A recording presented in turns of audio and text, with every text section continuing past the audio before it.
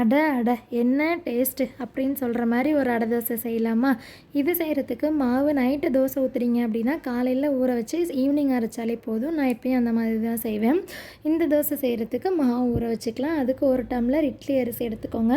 கூடவே 1/2 டம்ளர் கடலைப்பருப்பு, அதே டம்ளரில் 1/4 டம்ளருக்கும் கம்மியாக துவரம் பருப்பு, இது 3யும் சேர்த்து நல்லா வாஷ் பண்ணி எடுத்துக்கோங்க. மொத்தமாக 1 1/4 டம்ளர் வரும்.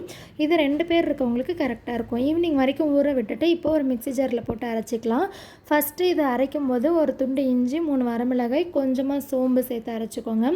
2 டைம் போட்டு அரைச்சிங்க அப்படின்னா ஈஸியாக மசிஞ்சிரும். நல்லா தோசை மாவு பதத்துக்கு இந்த மாதிரி அரைச்சி எடுத்துக்கோங்க நைஸாக. அப்போ தான் தோசையும் மெலிசாக வரும். இப்போ மீதி இருக்கிறதையும் இதே மாதிரி அரைச்சி எடுத்து அந்த பழைய மாவோடையே சேர்த்து நல்லா மிக்ஸ் பண்ணி தேவையான அளவுக்கு தண்ணி ஊற்றி கல்லுப்பு சேர்த்து நல்லா கரைச்சி எடுத்துக்கோங்க.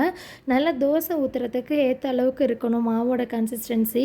இப்போ தோசை ஊற்றுறதுக்கு முன்னாடி ஒரு வானலியில் எண்ணெய் ஊற்றிட்டு ஒரு வெங்காயம் கட் பண்ணி அதில் சேர்த்து நல்லா வதக்கிக்கலாம். வெங்காயம் வதங்குறதுக்கு மட்டும் தூள் உப்பு சேர்த்துக்கோங்க. ஆல்ரெடி மாவுலேயே உப்பு போட்டு கரைச்சிருக்கிறனால. கூடவே கொஞ்சமாக பெருங்காயத்தூள் போட்டுக்கோங்க, செரிமானத்துக்காக, வாசனையும் நல்லாயிருக்கும்.